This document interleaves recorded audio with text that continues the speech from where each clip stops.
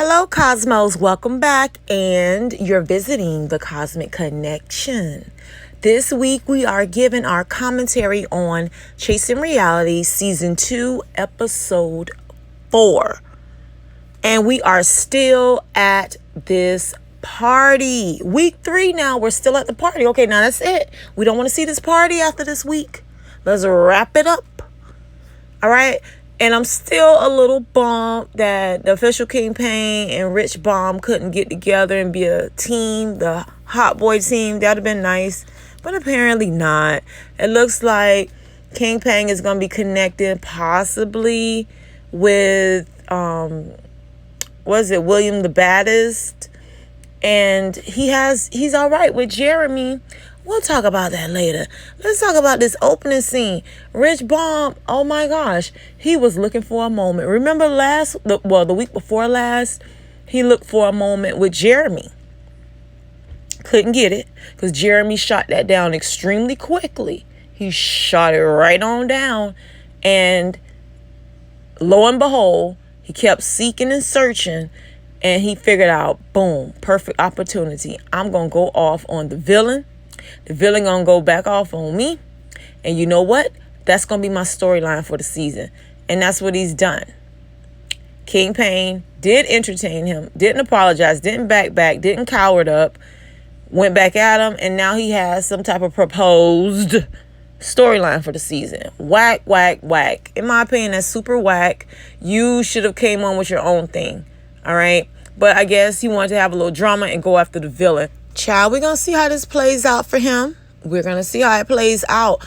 My thing is, come in with your own storyline. Don't come in here looking for one within the season. It just seems like you have ulterior motives and you're not genuine. So now we know to put Rich Bomb on the shelf with the people who are not genuine on the show. Damn. And production was being shady as hell. Did you all notice this scene right here where they zeroed in, focused in, and highlighted those teeth? Ooh, the cameraman. And the thing is, the cameraman shot that, but really the editors, production, they didn't have to even have that make the screen for us to even see it here on YouTube. And they allowed it. Zero in on that mouth. And that mouth is something else. I see what Kingpin was talking about. Kingpin mentioned that the breath was horrible. He said the breath was horrible. I don't know what I would have done in the age of COVID, in the age of monkeypox, in the age of flu season on the way. And the thing is, when that was shot, flu season was going on. This was shot last year. This was shot last year during the holidays. Remember, they had the Friendsgiving, Christmas, and all those different scenes that took place before this one. So that means this was during flu season. You're not going to be all in my face in the middle of flu season. I'm going to need you to give me 50 feet. I'm going to need you to back it on up. You're in my personal space. You are invading my home. Back it up. That's too close. Okay? That's too close for us to have a virus-ridden environment that we're living in. Okay? We're not out the pandemic. Get on somewhere. And then Rich Bomb runs those teeth and that mouth outside, just really hyping it up, really giving the cameraman what he wants. This is his scene, child. This is his scene. Then he runs outside where Andre is with King Fly Eye and Poetic, who pretty much doesn't say much, kind of like a yes man so far. We need more from you, Poetic, but we'll come back to that. So Rich Bomb runs his last outside and joins the team. And like I said, this really solidifies, our perceptions of this being a moment that he was looking for. Because he runs up, and that's the team he wanted to join anyway. He wanted to team up with some old middle school stuff. And then he goes out there and tells Andre, oh, you don't have to worry about that. I got him for you. He do one thing, I'm going to weigh him out. See, he was looking for a moment. He was poisoned. Okay, all those little get-togethers and brunches and little teas and things they were having, that was setting the scene for him to already be poisoned against Mr. Kingpin. And then the moment was shot. The moment was shot when he had the opportunity. So the next scene, when Andre and Jayla are together, they have a little, it's cute. They have a little daytime, little time together. He has some snacks out. He prepared some sparkling waters and mimosas or whatever. It's cute. I like it. It's my style. Those two are kind of, he's giving her a recap. She wasn't able to make it to the we just met each other again soiree. And Jayla's been missing a lot. See, they're kind of giving it away that chasing reality isn't something that they're getting paid to do, because there's no way in the world that they would have been allowed to miss all these scenes on anybody else's production and still be paid and still be receiving the coinage. Baby, are you all not getting any coinage to be on the show? It looks that way, because how do you miss that many scenes and still get a paycheck? Jayla, where are you? I remember Alicia Love in one of her lives, she mentioned that she would come back to the show already done. She would come back to the show already done and ready to go. So Jayla, dang, she couldn't get all this stuff done, strategically thinking as a businesswoman. Get your body done in off season and come back to the show ready to go. That's what the girls do on Bravo. That's what the girls do on the Real Housewives franchises. Everything that's going to be nipped, tucked, tightened, zipped, pulled, snagged, tucked in. Everything is done off season. And then you come back during the new season as a baddie. You're healed. And that's how they're able to deceive us all. That's how we have to find it. Like, where's Waldo? Or try to figure out, why does she looks better this season? Oh, she's been working on some things. She's been exfoliating and doing this and pricking and prodding. It's because they do all the work off season. They heal and they're ready to go back. The only one who was caught, we caught her healing on camera was Marlo Hampton during the previous season, but we were in a pandemic. And we all know during the pandemic, all the girls had to wait until after July, August for a lot of their procedures. So Marlo was caught in a position where she was getting nipped and tucked in the middle of the season. And a lot of people have been waiting on those procedures. So Marlo went for it. She went for it because Lord and behold, she might not be able to get her procedure. So she went for it, and that's fine. But Jayla is not in the middle of a period within the pandemic where doctors aren't booking surgeries. So girl, why didn't you do this in off season? What you've done is put yourself in a position where you can't get as much camera time and exposure for your endeavors during the chase. You want to be out here on camera, letting people know who you are, getting these subscribers, getting these follows, getting these friends, all of this, new fans, new people know you because you're on the show exposing yourself. But if you're missing, people don't know who you are. You're going to come back. And if there's anyone who's new to the Chasing Reality franchise as a follower or viewer, they're not going to know who you are because you haven't been here. And what the boys and the girls have been doing is trying to at least keep her relevant by mentioning her name, saying Jayla. And I think production probably had something to do with that. Come on now.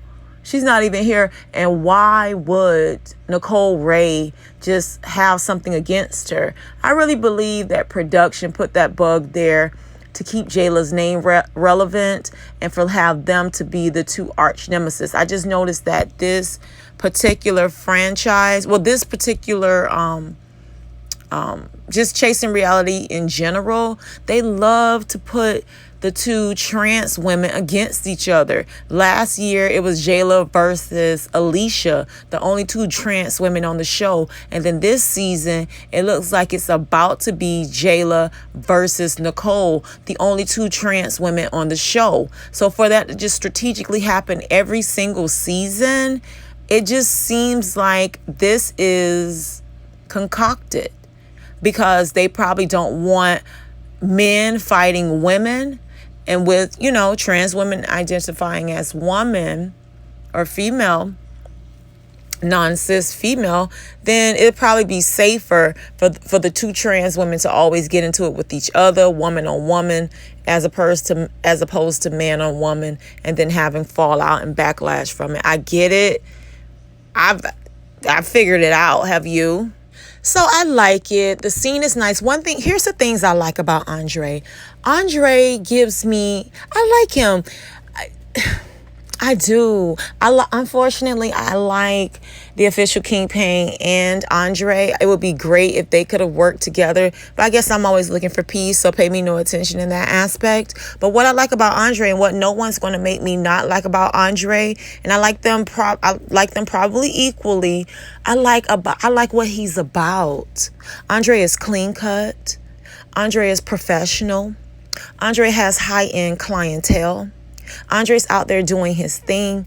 What I don't like is when he begins to downgrade and talk down to the other people who are chasing. To say that I'm living my dreams, honey, you haven't hit the pinnacle. You have not hit the zenith, the apex. And just so you know, all of those three words are synonymous.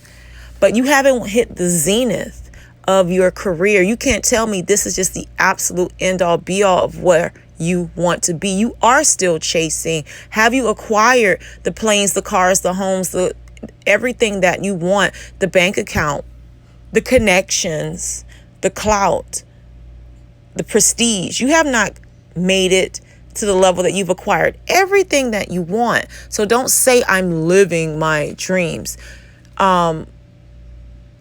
And they're just chasing. You're on Chasing LA, so you are chasing too. You do want to elevate and ascend more. So don't do that.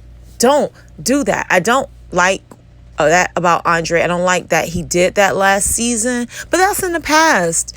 We all can have a slip of the tongue. We all can. So give him some grace and forgive him for that. So that's one thing. Andre, I've always liked that about him. And it's growing on me even more. I love a chaser. I love a hustler. I love someone who's doing their thing. And he is elevating, so he might as well accept it and understand that he's chasing with the girls and the boys. But I love his class, his style. I love it. Just the condo or the Airbnb that he rented for his shoot. I love it. Clean lines, modern, contemporary. Andre's that boy. I love it. But what I'm not understanding is in the LLC thing, he should be mad at Kingpin as well as Jayla, as well as Alicia, as well as Quan. There's a lot of smoke for Kingpin. And he's mentioning, him and Jayla are having this moment where she's crying. Jayla, Jayla, you're pretty, but here's the thing. Jayla's playing a role. Are you guys seeing it? Jayla is playing a role, and I see her in Kingpin's. It looks like she's trying to detach herself away from the LLC debacle, and she is trying to get back in Andre's good graces. She's apologized for the LLC actions and doing that, when in all actuality, official Kingpin did that for her. And being that he and Andre were on bad terms from the first outing, he had no problem buying his LLC and being the key person to make the transaction. But yes, he mentioned that he did that for Jayla. When Andre attacked Jayla and Alicia Love at his get-together for Valentine's Day that they all had, and Jayla felt that Kingpin left her there to be attacked, Alicia skedaddled and did not support or did not team up with her, and she came under attack from Andre and Andre's little sidekick that comes with him, and he's off camera with him all the time. That's really his backup. He had him on camera this year when he went to go out to Style Diamond. He was the one who drove him out of town. That's his sidekick. That's his right-hand man. He's ready to windmill if Andre needs him to. See, honey, that became a 2-on-1 on Jayla last season, remember? Well, since King Pain wasn't there to show his loyalty to Jayla, that he's the king and she's the queen, he got at Andre real good for that. And he mentioned that's the reason why he bought the LLC. What a way to show that you are appreciative, Jayla. What a way to show King Pain that you appreciate what he did by going behind his back and making amends with the arch nemesis.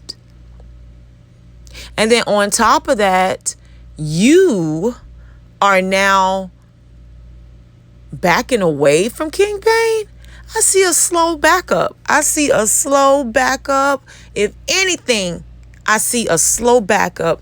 And King Pain apparently seems to be peeping it, because at the We Just Met Each Other Again gathering, I noticed in that kitchen, King Pain mentioned, well, shoot, are we friends? Oh, yes, I love a sharpshooter. I love someone who's sharp, witty, and intelligent, and they catch it. They catch it, honey. King Pain is catching it, and I love it. Andre is a quick one, too. That's why a lot of us have no problem really liking both of these gentlemen and really kind of wanting them to work it out on the back end.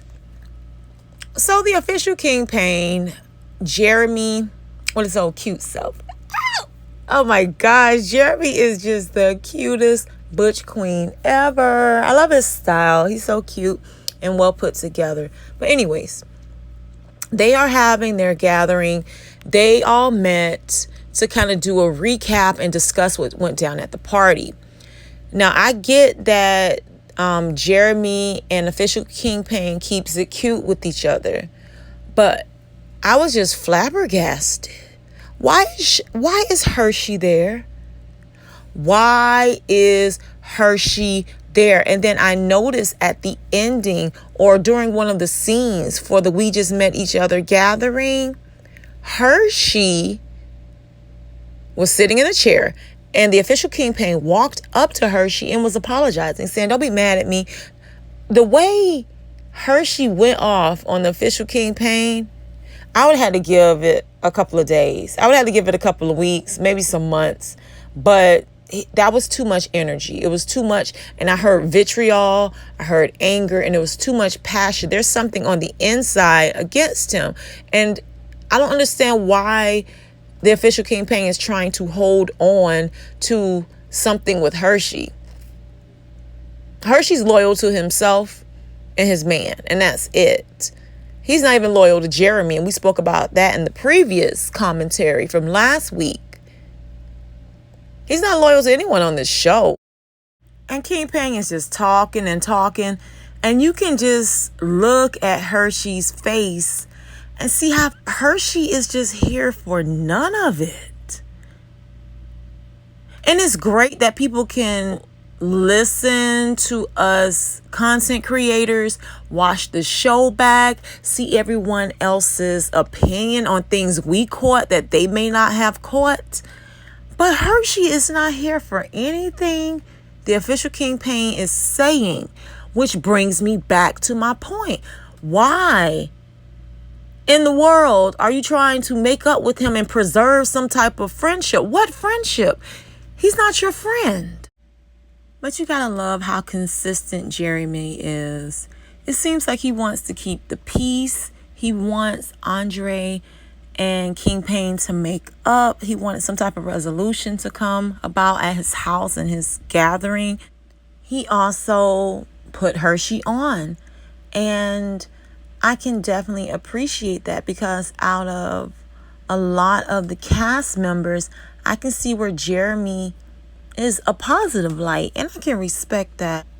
So the scene changes and they're all headed to Rich Baum's home for a game night. You saw it. And okay, Rich Baum has a tendency to remind and inform everyone that he has this home, that he's a mortgage owner. I pay mortgage. Okay, bitch. All right. Calm down. A lot of people are homeowners. Nicole Ray on this cast is a homeowner as well. And little do a lot of people know, so is the official King Pain. All right. He was actually a homeowner of Airbnb properties in Las Vegas. And he mentioned that this year, he mentioned it on lives on his official King Pain show on YouTube, that the arguing with Andre was so big, overshadowed last season so much that he couldn't even highlight his chasing as a artist, an up and coming music artist, as a barber who's building that hair empire with products that are for sale online and that he features inside of his barbershop. The fact that he's getting into real estate and land and property and Airbnb out properties in Las Vegas. The fact that he's now starting this series of like traveling dinner parties where people can travel, come in town, and he has the entire experience set up for you with entertainment and chefs that come in, and it's almost like a city to city traveling thing for his subscribers. None of that was featured because all they had time to do is talk about Andre. And like, I would be super pissed if my ventures, my entrepreneurial ventures are being shortcut and shortly advertised because they just want to talk about an argument with some dude constantly. I'm the villain and that's all you focus on, and my true chasing isn't being highlighted. Well, anyways, they're at Rich Baum's house that he pays mortgage on, and they're showing that Rich Baum is one hell of a cook. Ding, ding, ding. Idiot. See, that's where Rich Baum should have gone. He should have taken the route to talk about his cooking skills. Hey, Rich Baum, got a tip for you. Why not make that a part of your storyline? Why not make that a venture that you chase? Start cooking on YouTube. Start cooking on IG, featuring your menus, featuring your recipes that you said were homegrown from your family, that was passed down from your aunties and parents and stuff. Why don't you feature them the same way Crystal does that here and there from Housewives of Beverly Hills? Why don't you feature some of your menu items, show the folks some of your Louisiana cuisine, and people can actually mimic your recipes. You could spin that into a cookbook, an ebook. You can blow up your followers by doing that. You could turn it into traveling dinner shows. And how about how great it would have been if his cuisine could have been featured as a part of some of King Pain's city to city ventures that he does when he brings in a chef anyway. But honey, I don't know how that's going to mix, because with us finding out that he might have hot breath, I'm not into no chefs with no hot breath. Because we all know, or if you didn't know, hot breath, the reason why a person would have hot breath is because there's some type of bacteria. It's either they're having issues with their stomach or there's a bacteria there that needs to be handled. So I don't know that, a bacteria in the mouth. So if he does have hot breath, I don't know if I necessarily want to eat from him like that. But if he doesn't have hot breath and they was just blowing that up, then that should be a venture he goes after. Why are you focusing on wanting to rival the villain when you should really be talking about the chasing part? He might need to think about that. But the gathering at this house that he pays mortgage on, because I'm going to just keep saying it because he really wants us to know that he pays mortgage and that he's a homeowner. At this gathering, I'm just noticing that the troops are being rallied and he's really beginning to fall into that storyline that he's trying to develop of it being him versus the official King Pain. And I'm assuming that he's figuring this is the way he's going to solidify his position for next year and to get his name out there by arguing with the villain. It's a strategy. Haven't we seen people do this on Real Housewives of Atlanta? They come on and they immediately gun for Kenya. Drew did it. Kim Fields did it. Didn't work out so hot for Kim Fields. It worked out for Drew. And apparently this season, Sonia Richards-Ross is doing it. She's gunning for the villain to be solidified. And that's what Rich Baum is doing. Let's see how it works out for him, honey. And in this scene, when they're outside, I just had a question. Just going back to the earlier parts of the show when Andre was outside mentioning that he's outside, from LA to New York to Orlando.